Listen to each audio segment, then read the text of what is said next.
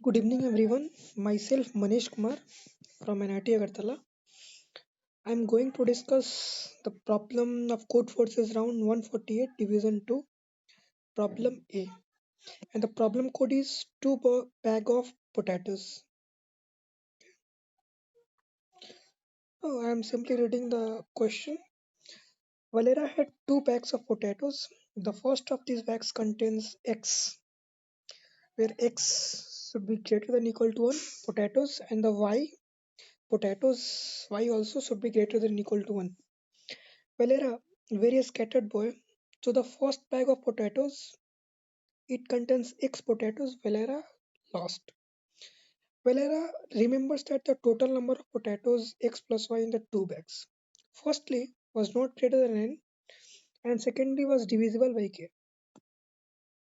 Basically, it is saying that total number of potatoes should not be greater than equal to 1, not greater than N, and it should be divisible by K. Help Valera to determine how many potatoes could be in the first bag. Print all such possible numbers in ascending order. Here input should contain the first line of input contains three integer y, k and n. Where we know that y number of potatoes in the second bag, and k and n is the no what upper has written is that no, and the total number of potatoes should be divisible by k and should not greater than n. Output. Print the list of white space separated integers, all possible values of x in ascending order. You should print each possible values of x exactly once. If there are no such values, x print integer minus 1. So I'm taking the first test case. Okay, see here. Mm, what basically is that y, k, n. It has taken y is equal to 10, k is equal to 1, and n should equal to 10. Now, I'm checking the first condition. Like what first condition is that total number of potatoes.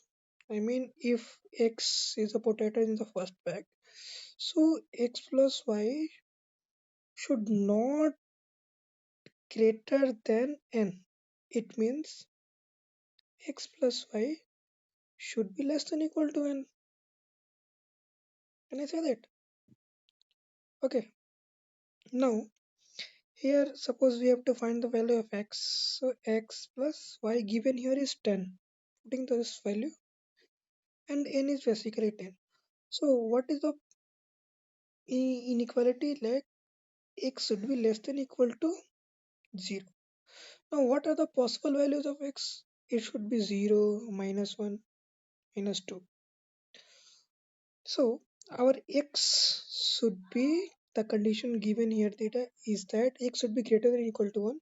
So there are no possible values of x, so we print the value minus 1. If there are no, because if there are no such values of x, we have to print answer minus 1. Now first case is over. Okay.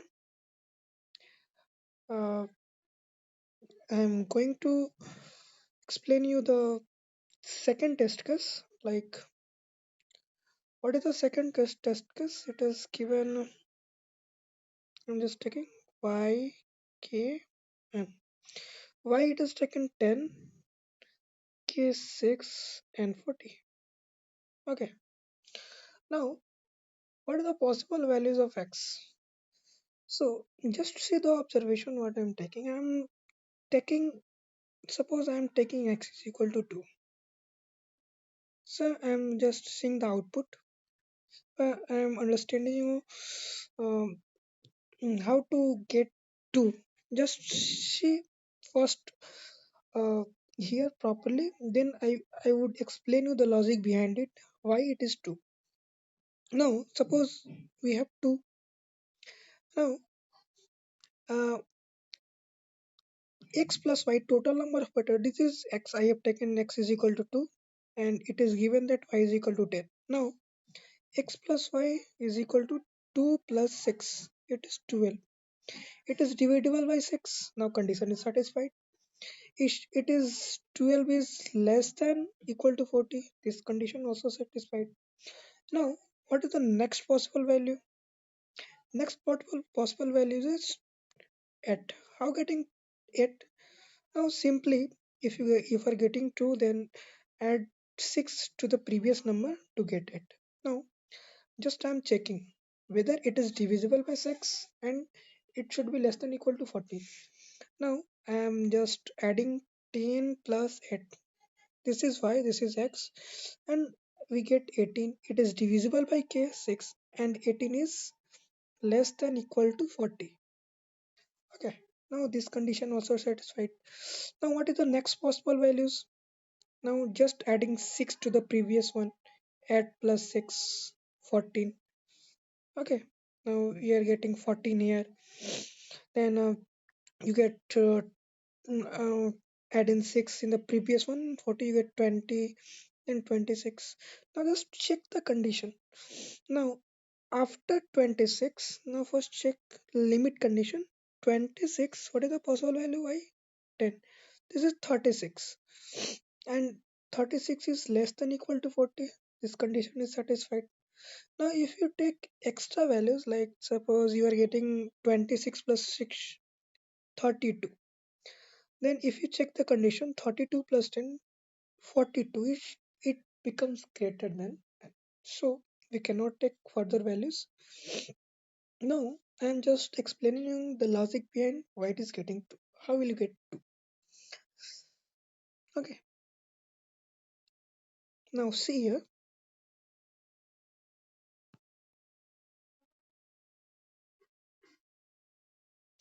Now see here.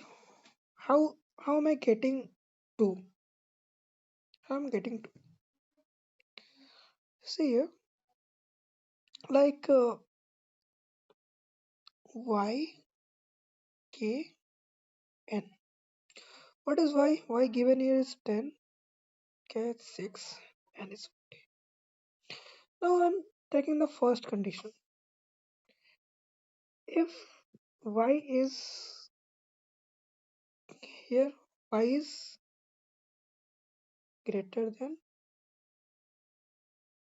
k. Now if y is greater than k, how will you get 2? See here, how will you get 2? Like I'm just seeing the observation how I'm getting 2. I'm, I will explain you on another examples why I'm getting 2. See here, if the logic band is at k minus y modulo k, we'll get 2 here simply. Like k here is 6 minus, what is y? 10 modulo k 6. 6. If you find the remainder, then we'll get 4 and that simply answer 2. Okay, now just see another examples. If y greater than k, suppose I'm taking 10, I'm just taking 4, 40. Okay, now I'm just taking like k here is 4. If you 10 modulo 4, what I'll get 2, 4 minus 2 is equal to 2. And also 2 is the answer. Why? Because if you first x is equal to 2, then 10 plus 2, 12, and 12 is divisible by 4 and is also less than 40. So if y is greater than k, then simply how will you get first number? You'll get first number by this logic. Why? I am simply absorb this by simply, it will come simply by observation. If you will practice more, then I think you will easily the logic easily comes in your mind. So don't bother how will it come. Just it is comes via observation, and just is nothing behind it. Okay. Now see here. Now first condition is satisfied if y is greater than k. Now I'm taking the second condition. Okay. Now what is the second condition? Suppose I'm reversing like y k n. Okay. I'm taking just here if y is equal to 6, k is equal to 10, and I'm taking n is equal to 40. Here we see that y is less than k. So how will I get first number x? How will I get first number? You will get first number simply by subtracting the value of y from k. So you will get first number x is equal to k minus y. Simply k 10 minus 6 4, and you can also see check here whether it is divisible by k. Yes, first is x is equal to 4. 4 plus 6 is equal to 10, and 10 is divisible by k. We can see here that. Now the next number is, what is the next number? You simply add 10 to the 4 by getting 14. You can check whether it is divisible by 10. Yes, 6 plus 14. 6 plus 14 is 20, and 20 is divisible by 10, and yeah, 20, and 20 is less than 40, and you have to go until the sum is less than equal to 14. You have to go until that, then you are getting that number. Okay. Now second part is complete. Now what is the third condition here is that I'm simply explaining. Okay, what is the third condition? If suppose I'm taking 1 minute,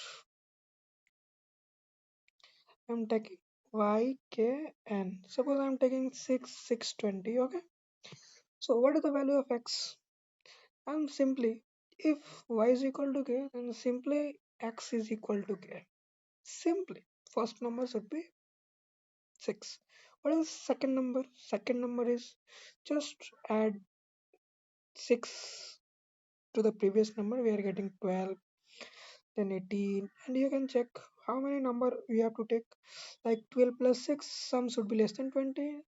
And if you take 18 and you will add 18 plus 6, 24, and the sum is greater than 20. So 18 should not be. So up to 20 we have to take. Now the logic, I have explained you the logic behind it. You can code it. You can code it. No, I think you have properly understood um, what I have explained here. Okay, now I'm going to see my code, so that f- first um, um, pause the video and try to implement the code. If you are facing any difficulty, then see my code. Otherwise, I have explained you in a better way, so you can code it easily. Now, I'm seeing you the. I'm just showing you the my code here. Oh, sorry.